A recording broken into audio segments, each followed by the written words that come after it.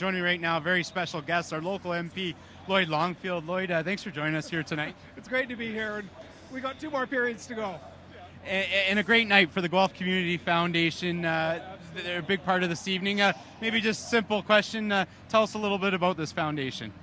Well, the foundation has been around in Guelph for many, many years. It reaches into the community in ways that people don't know. So they help to finance through foundation work different activities in Guelph.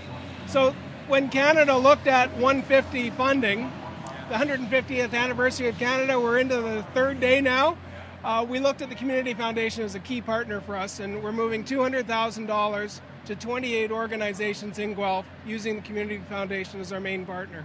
Nice. And a real simple example, I think, is you brought a bunch of kids here tonight to enjoy the Guelph Storm game, but it's really wide open to what you can do. Exactly right. And it's really the board of directors of the Community Foundation. A few years ago got behind the Special Olympics. It's anything that will help people in Guelph that need help. And the board chooses projects throughout the year, and we're helping through the federal government. I worked with them as well in different capacities in Guelph, volunteering on boards myself, and always really impressed with the great work that they do for our city. And tell us a bit about your involvement and just why you felt it's important to you to be involved with this foundation too. Well, when you look at how do you get to the grassroots? What are your paths to the grassroots? Community Foundation is a dead ringer for working within the grassroots.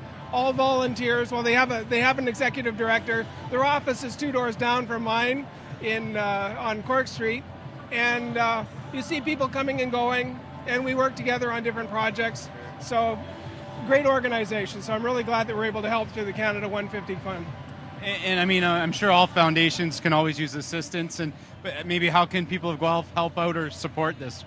Well, I don't have the specifics, but I know if you Google Guelph Community Foundation, there's going to be a tab on how to get involved. And they work with people that want to bequeath funds.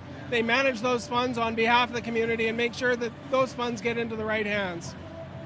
You know, and I talk about the city of Guelph. I mean, I'm born and raised and spent a little time away, but ended up back here. And it's a great city and it's grown well. And I read that you moved here in 1992 and just what drew you to Guelph? Because I think you're from Manitoba, yeah. So obviously a big move. But what drew you here? Well, we heard they had a good hockey team. Yeah, so we came to see the story. It was in the old arena at the time. Now Guelph was just an ideal little town for us. Coming from Winnipeg, it was a lot bigger.